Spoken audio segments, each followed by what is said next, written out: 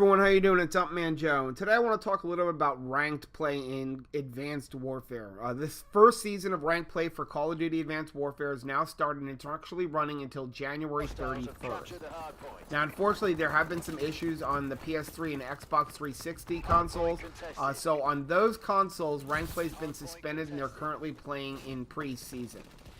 Now, if you don't know what ranked play is, it's basically playing Call of Duty Advanced Warfare with esports rules.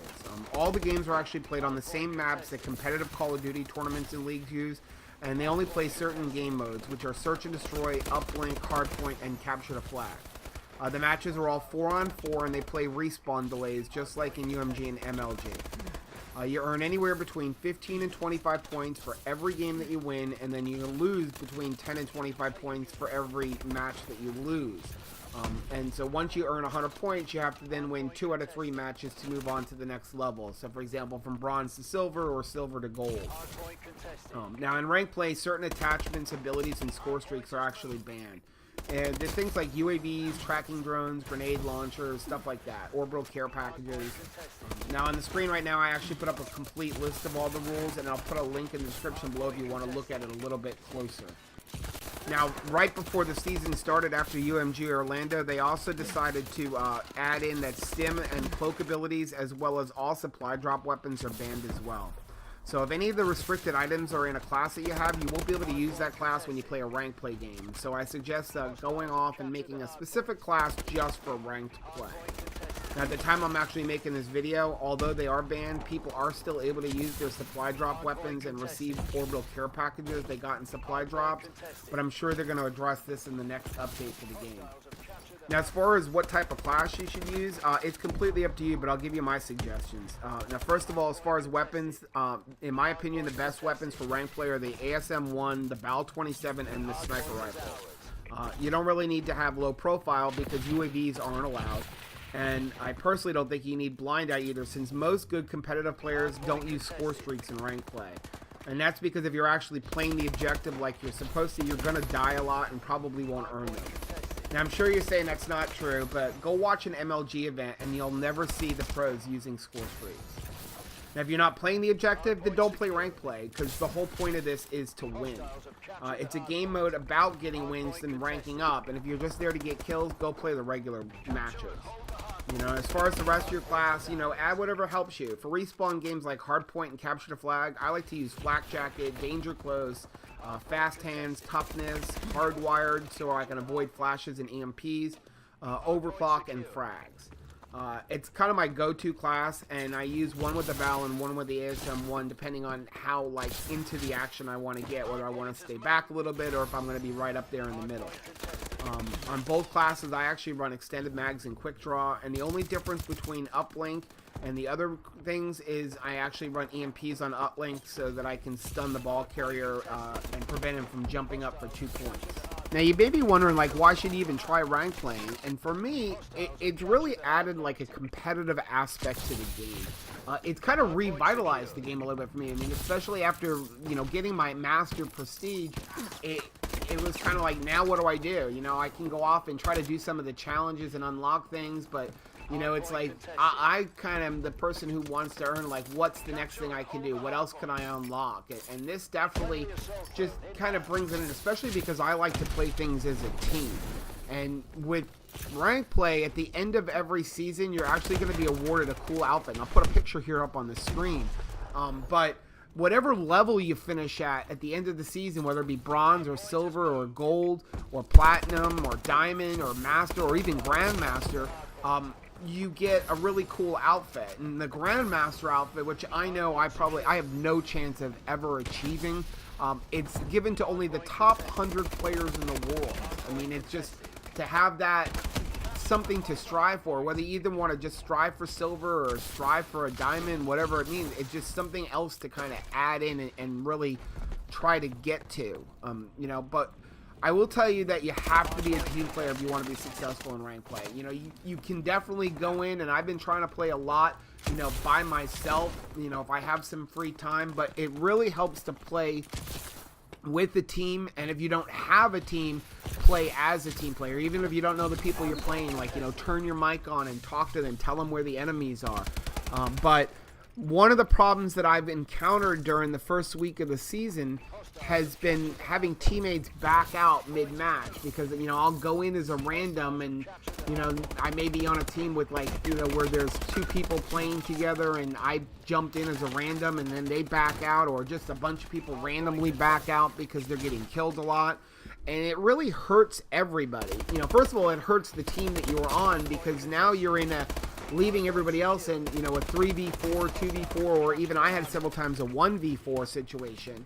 And it also hurts, you know, the people on the other team. I mean, it's no fun to play against, you know, where you've got 4 players on your team and there's only 1 on the other team.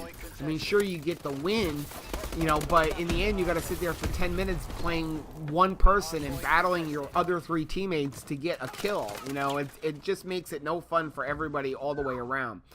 And I ran into it actually a few times in a row, you know, playing, and I dropped from silver all the way down and lost all my points, even in bronze, because I kept getting on teams where everybody kept backing out. And it's really discouraging. So, I mean, if you're going to play rank play, stick with the game. You know, finish out a match. You know, if you're going to back out, you're going to give it a loss anyway.